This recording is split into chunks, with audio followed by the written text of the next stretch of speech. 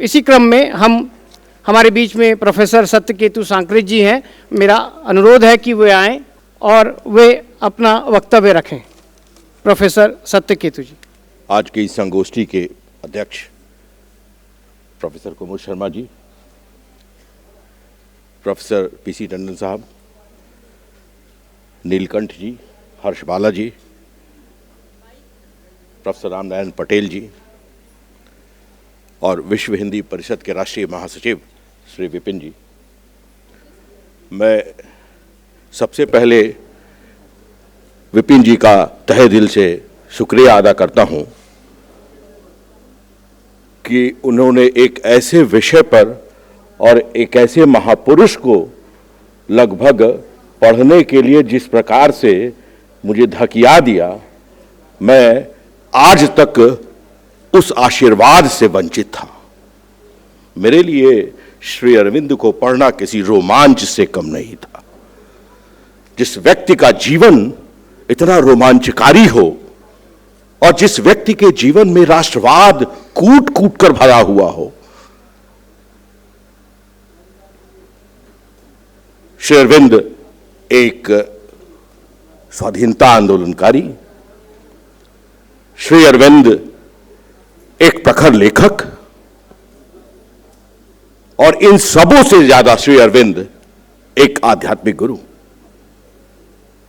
लेकिन श्री अरविंद का की आध्यात्मिकता वो उस कोरी आध्यात्मिकता नहीं थी, उसके पीछे की जो राष्ट्रीय भावना थी और एक तरह से वो आध्यात्मिक राष्ट्रवाद के पुरोधा कहे जा सकते हैं। जिस व्यक्ति का चरित्र और जिस व्यक्ति का व्यक्तित्व राष्ट्रवाद से इस तरह से कूट कूट कर भरा हुआ हो, कहा जाता है कि होनहार विद्वान के होत है चिकने पा। रामनारायण पटेल जी ने जिस चीज की चर्चा की, श्री अरविंद के पिता चाहते थे कि श्री अरविंद पूरी तरह से अंग्रेज दिखें। उनके अध्ययन अध्यापन के लिए 7 वर्ष की अवस्था में उनको इंग्लैंड भेज दिया गया। वहां उन पर एक दबाव डाला गया आईसीएस की परीक्षा देने का। अपने आत्मगौरव को दिखाने के लिए, अपने आत्मसम्मान को दिखाने के लिए, भारतीय समाज के आत्मसम्मान को दिखाने के लिए उन्होंने आईसीएस की परीक्षा दी। लेकिन श्री अरविंद एक आईसीएस ऑफिसर के रूप में भारत नहीं लौटना चाहते थे और भारत लौटकर अपने ही देशवासियों पर अंग्रेजी शासन की हुकूमत के तहत कोई कानूनी कार्रवाई नहीं करना चाहते थे, जो आईसीएस अफसर को करना पड़ता था। क्या किया? श्री अरविंद हर चीज को डिवाइन से जोड़ते हैं और कहते हैं कि जो डिवाइन से मुझे आदेश मिलता है वही काम मैं करता हूं। उस डिवाइन ने आदेश दिया था कि आईसीएस ऑफिसर के रूप में भारत नहीं जाना है। सबसे कमजोर और सबसे जिसको हर आदमी उस परीक्षा को पास कर सकता है, घुड़सवारी की परीक्षा, उसी घुड़सवारी की परीक्षा में वो अनुपस्थित हो गए। जानबूझकर उपस्थित हुए। 4 बार उनको मौके दिए गए और चारों बार वो अनुपस्थित रहे। वो नहीं चाहते थे कि एक आईसीएस अफसर के रूप में भारत आए और उनकी जो दैवीय शक्ति थी, जो डिवाइन था, वो उनको भारत के लिए आमंत्रित कर रहा था।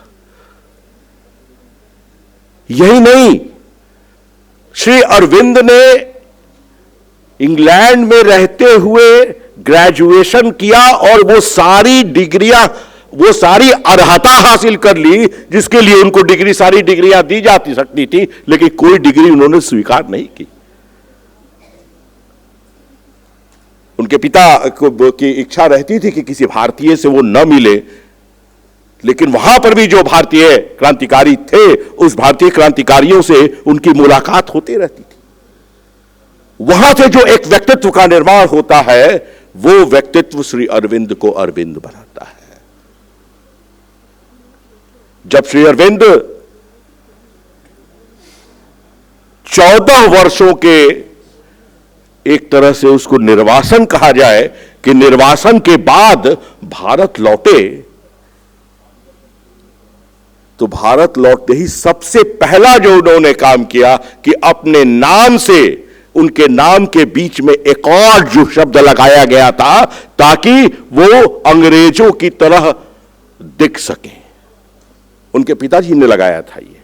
उस एकॉर्ड पदनाम को उन्होंने वहीं भारत आते ही वही छोड़ दिया और अरविंद एकॉर्ड घोष अरविंद घोष हो गए। ये उनकी राष्ट्रीयता थी, ये उनका राष्ट्रवाद था। उनका राष्ट्रवाद कोई मान्यता नहीं थी। उनका जब विवाह हुआ, जो पत्र उन्होंने अपनी पत्नी को लिखा था, कुछ ही दिनों के बाद, चूंकि विवाह के कुछ ही दिनों के बाद वो लोग अलग हो गए थे, पत्नी भी युवा थी, जो पत्र लिखा उस पत्र से जो राष्ट्रीय चेतना दिखाई पड़ती है उसमें, वो अरविंद को अरविंद बनाता है। उन्होंने कहा कि 3 पागलपन के पीछे मैं भाग रहा हूं।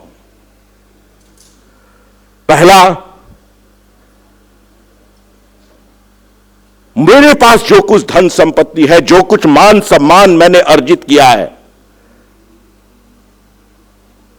वो ईश्वर का दिया हुआ है।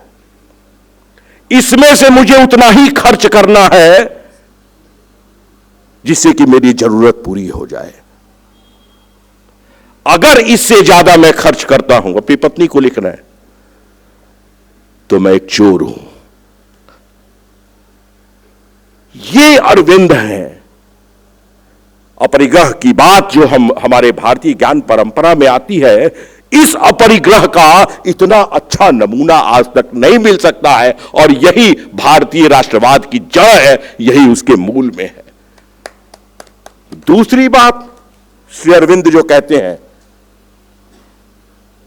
कि पता नहीं मुझे ईश्वर से साक्षात्कार हो पाएगा कि नहीं, यह मैं नहीं जानता हूं, लेकिन मेरे जीवन का लक्ष्य है कि मैं ईश्वर से साक्षात्कार करूं।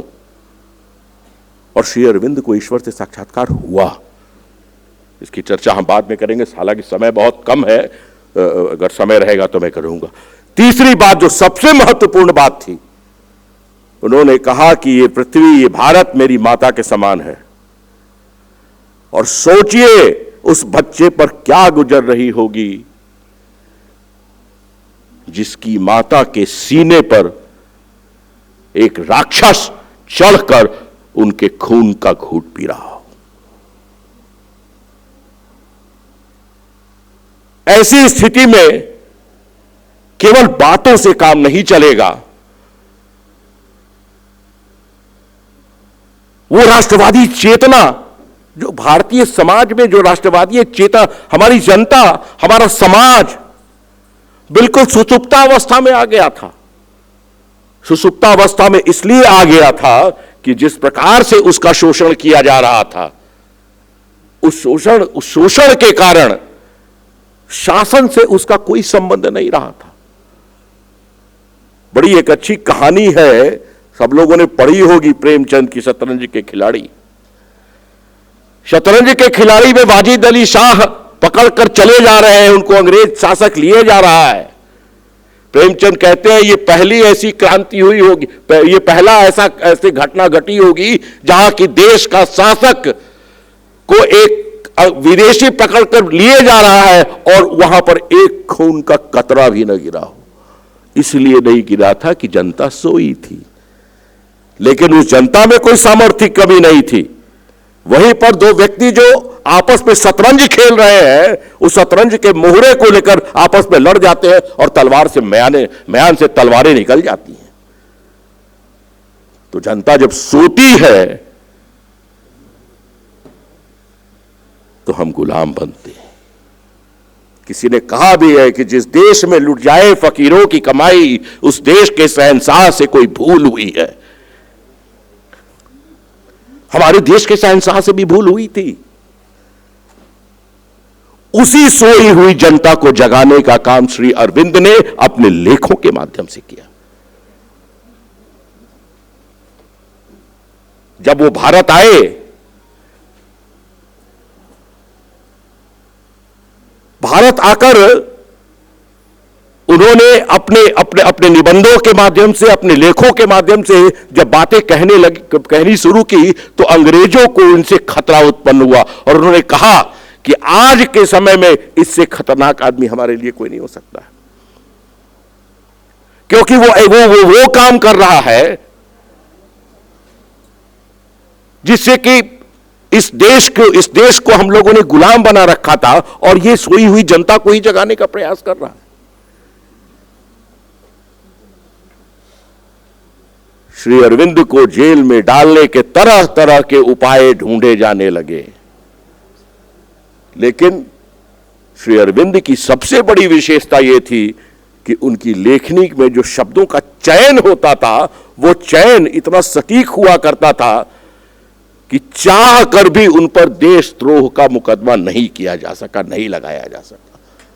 लेकिन अंग्रेज तो अंग्रेज थे, उनको मौके की तलाश होती थी। एक मौका उनको मिल गया और एक बम कांड में, झूठे केस में श्री अरविंद को फंसाकर उनको जेल में डाल दिया गया। अलीपुर जेल में वो चले गए। 1 वर्ष तक जेल में रहे श्री अरविंद। श्री अरविंद कहते हैं, वह 1 वर्ष मेरे जीवन का इतना महत्वपूर्ण समय है, पूरी भारतीय ज्ञान परंपरा, और इंटेलिजेंट तो वो थे ही, बहुत सारी भाषाओं की जानकारी उनको थी। यहां भी आकर उन्होंने संस्कृत सीख लिया और उस 1 वर्ष में भारतीय ज्ञान परंपरा को पूरी तरह से समझ लिया और ये दिखा दिया, प्रदर्शित कर दिया कि अब हमें इस देश के लिए क्या करना है। श्री अरविंद भारत जब आए, एक बड़ी रोचक घटना घटी। तो कोई भी आदमी भारत आएगा उस समय, और भारत आने के बाद अगर उसको राष्ट्रीय गतिविधियों में भाग लेना पड़ेगा तो सबसे पहले कांग्रेस को ज्वाइन करता था। श्री अरविंद ने कांग्रेस को ज्वाइन किया, लेकिन बहुत जल्दी उनको अपनी गलती का एहसास हो गया।